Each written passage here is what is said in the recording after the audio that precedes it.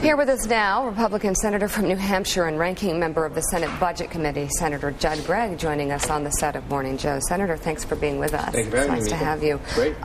First of all, I want to get to the top talker of the show so far, which is Obama abroad. And President Obama is shaking hands with certain foreign leaders. Yeah. Is your criticism the same as some that we've heard, that it's a little too much too soon?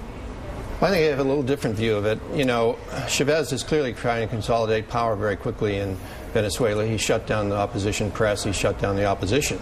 He's even going into cities and shutting down the mayors who ran against him. And I think it gives him too much credibility. I don't see why we, you know, clearly he's not a strategic threat or a strategic at the same strategic level as China or Russia. But he is a significant player in this hemisphere, and we don't want to give him credibility. I think the president gave him an unfortunate amount of credibility by dealing with him basically as a peer and then listening to him as he essentially continued his insults of America by handing him a book which is basically So what are the potential insulting. Ramifications of this, the way you see it? Well, I think that Pat Buchanan had an interesting point when he said other leaders will look at this and say that the president didn't aggressively defend America's positions when he had the opportunity.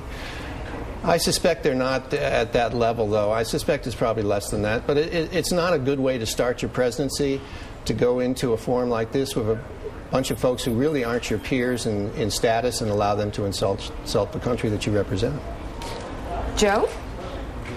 Senator, I'm not so. We keep talking about the handshake, and I suspect that the left will make this all about shaking hands and try to make it as small as possible. I think Pat and I's bigger concern, and I will guarantee you the majority of Americans' concerns outside of Manhattan and Georgetown, will be the fact that he sat passively there while Daniel Ortega, a man with a remarkable amount of blood on his own hands, called the United States a tyrannical power, and the president said nothing. Well, clearly the president should have taken an opportunity to explain democracy to both Ortega and Chavez. I mean, that's what is our strong card. We are a democracy. We're an extraordinary democracy. We are the light of the world on the issue of human rights and independence and freedom. And he had an opportunity to stand up and say, listen, you run a democracy by having a free press. You run a democracy by allowing elections. You run a democracy by allowing the people who disagree with you to have a voice. And I think the opportunity was sitting there when Chavez especially spoke, and it wasn't taken. And he should have taken that chance. He should have taken that made those points, because that's our strong card as a nation, and we should always promote that. Pat Buchanan? Senator, how are you? And let me ask you about if I can, about the Obama, the president's budget. Is he going to get any Republican support whatsoever? And what about these tax increases by virtue of, I guess, reducing the deductibility of charitable contributions? Is that dead or is that alive? Well, he didn't get any support for his budget, and he didn't get any support because of not the short-term deficit. We all accept the fact there's going to be a short-term deficit, and it's a function of the fact that the government's the last source of liquidity for us, and we're trying to float the economy. But it's the long-term issue. When you get out 2, 3, 4 years, and he's still running trillion-dollar deficits, and he's adding to the debt a massive amount of debt on our children's back. And basically, if you run a trillion-dollar deficit for the next 10 years, which is what his budget is proposing, you're going to create a debt situation where our kids simply won't be able to afford the cost of this government, and we'll have to either inflate the economy and reduce the value of the dollar, or we'll have to dramatically raise taxes on the next generation, which clearly isn't fair to the next generation. Senator, hold on a second. Senator, we can't do nothing. I mean, Senator, we have to put these type of budget deficits out there that the CBO says will cripple America, and that the Democratic chairman of the Budget Committee says will cripple America, because if we don't support the crippling of America economically, then we want to do nothing. Well, Joe, I'll take that to be a question, and let me try to answer it the way I see it, which is this. His basic philosophy of government, he's very forthright about this, and I admire his forthrightness. He says, we can create prosperity by dramatically growing the government, dramatically moving it to the left, increasing its size from 20% of GDP up to 24, 25% of GDP, levels we've never seen since a war situation, World War II.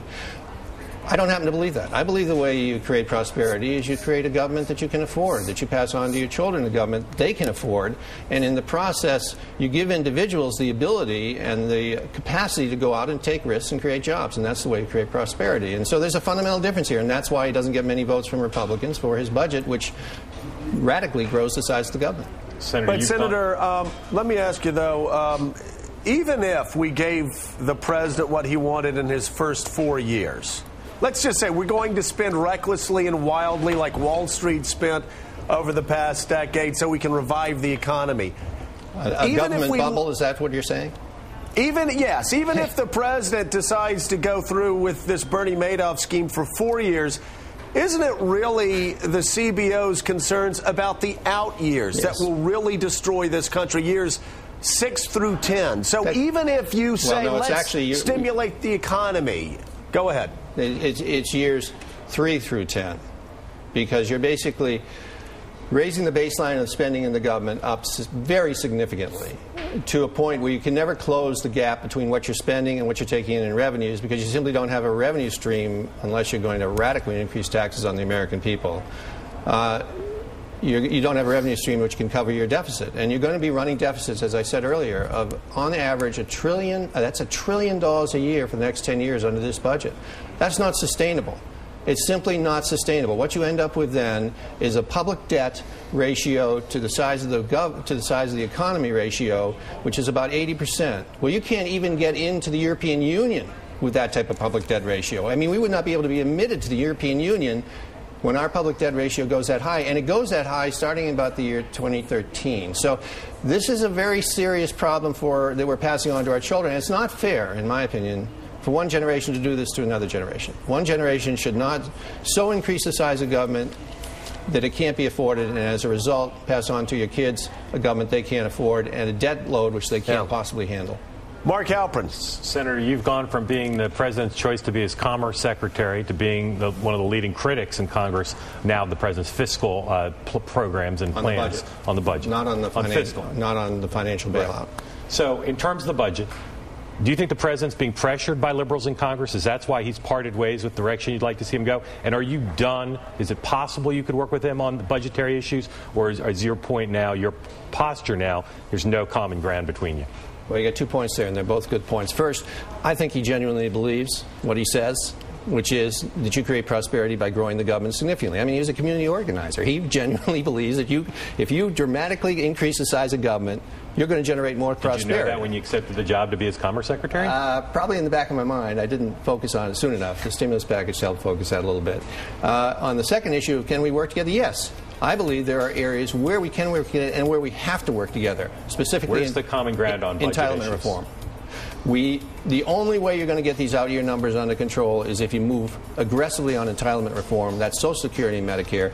Those are big public policy issues. You cannot do them in a partisan way. The American public will not accept partisanship on those issues. They have to feel that what is being done in those issues, which affects almost every American, is fair. And the only way you get fairness is if you do it together. And is that an issue for this year? Should be. And it should be done under the format that Senator Conrad and I have proposed, which is basically you put together a group of folks who understand the issue, you tell them to come up with some ideas for how you solve these two issues, and then you fast-track it through the Congress, and people have to vote on it. They can't hide in the corners. All right. Thank you so much, Senator Judd Gregg. Thank you. Really do appreciate it. Nice to have you in the studio. Pleasure, Mika. Thank you.